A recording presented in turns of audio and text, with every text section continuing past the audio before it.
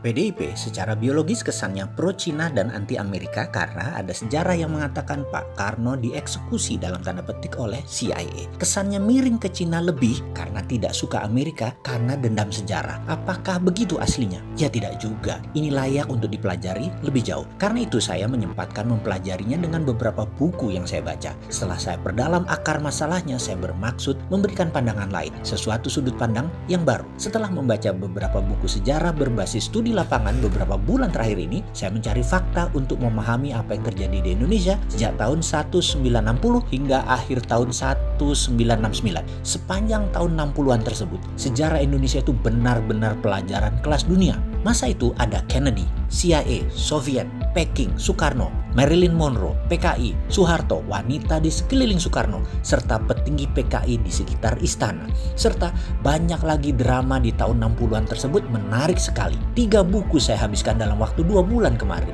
Setelah membaca, saya pun menganalisa, sehingga saya rasanya punya pendapat lain melihat sejarah dan realita terhadap apa yang terjadi terhadap Presiden Soekarno. Kita semua tahu bahwa globalis mulai menunjukkan taringnya di dunia di sekitar tahun 60-an tersebut, yaitu ketika mereka diusik kenyamanannya dalam hal kendali transaksi terhadap dolar, di mana mereka yang memegang dunia perbankan dan cara pembayaran menguasai Federal Reserve Amerika. Mereka memiliki kemampuan dan akses untuk mencetak uang sekalipun, dan mereka bisa. Mereka swasta loh ini. Berkali-kali saya mengatakan Amerika itu negara swasta karena memang kuat sekali swastanya, dan mereka itulah para globalis cabal. Ketika Kennedy memiliki platform baru, yaitu akan mencetak greenback by gold atau dolar negara Amerika yang dicetak berdasarkan jaminan underlying emas, maka ini ancaman bagi globalis cabal. Untuk itu, Kennedy memerlukan Indonesia. Ada perjanjian yang menguatkan rencana besar itu. Perjanjian tersebut membawa Indonesia ke kancah internasional, di mana Indonesia di tahun 60-an adalah memiliki kekuatan militer terkuat di selatan Katulistiwa. Benar, Indonesia adalah kekuatan terkuat di bumi bagian selatan waktu itu dan atas banyak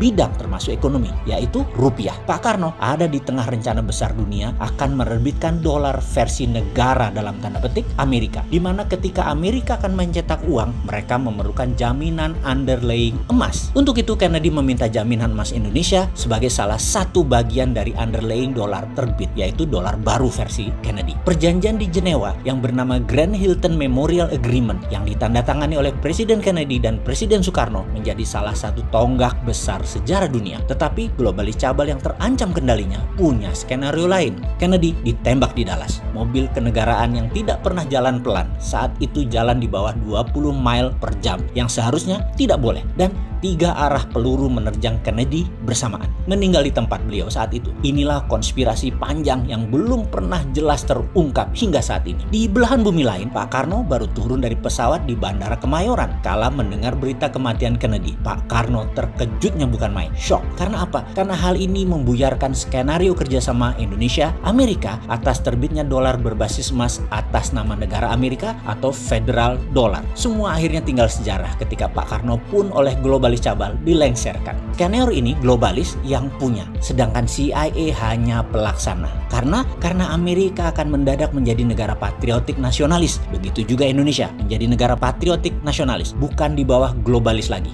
Dan globalis cabal tidak mau skenario itu. Baik, kita melompat sebentar ke masa kini. Ketika Trump pidato di PBB bulan lalu, dia secara jelas mengatakan, saya mendukung negara-negara untuk berdaulat masing-masing yang bisa diartikan deglobalisasi, anti-globalis cabal. Dan itu gaya Trump banget, patriotik. Trump menjadi Kennedy baru, dan banyak yang menduga dia akan diasasin atau dibunuh oleh globalis cabal seperti cerita di dalam The Simpsons yang belum pernah meleset menceritakan kejadian di masa akan datang, termasuk ketika Trump jadi presiden dan cerita Trump terbunuh. Tetapi Trump adalah Trump dan Amerika adalah Amerika. Mereka tidak pernah berubah sejak lahirnya. Tujuannya jelas, menjadi sheriff dunia, menjadi pengendali dunia. Agaknya kebencian terhadap Trump oleh globalis cabal ini sudah puncaknya ketika September 2020 kemarin Trump melakukan perombakan sistem transfer dolar. Kita beri catatan sebentar ya terhadap Trump sebagai pengingat, dan ada strategi yang layak ditiru untuk membuat Amerika negara berdaulat dan superpower. Juga kalau kita berani tiru, bisa membuat Indonesia berdaulat. Pertama, kalau Trump jadi presiden Amerika, jabatan keduanya dia akan menggunakan emas sebagai underlying dolar. Kemudian Federal Reserve Amerika sudah berada di bawah Kementerian Keuangan, tinggal dikuatkan lagi di masa jabatan jabatan kedua. Ingat ya, kita juga berkali-kali sejak beberapa tahun yang lalu kalau kita dapat mandat, BI kita bubarkan,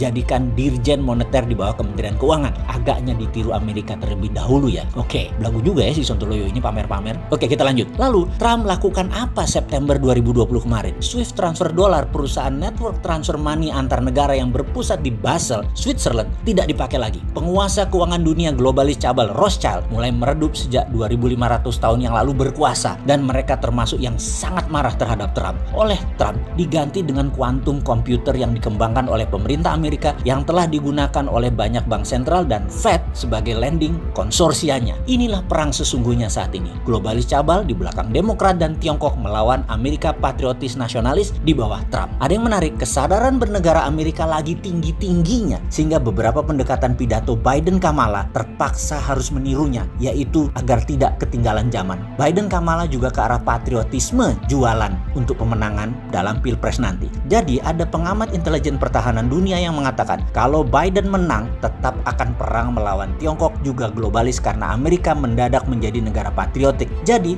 Trump atau Biden, Amerika tetap Amerika. Oke. Sekarang mulai kebayang apa hubungannya dengan Omnibus Law, hubungan kebijakan luar negeri Indonesia, apa hubungannya terhadap COVID dan ekonomi Indonesia dari cerita tersebut. Apa harus dijelaskan lebih rinci lagi? Ini pelajaran sesungguhnya ada yang minat nggak sih? Yang menjabat ada yang ngerti nggak sih beginian?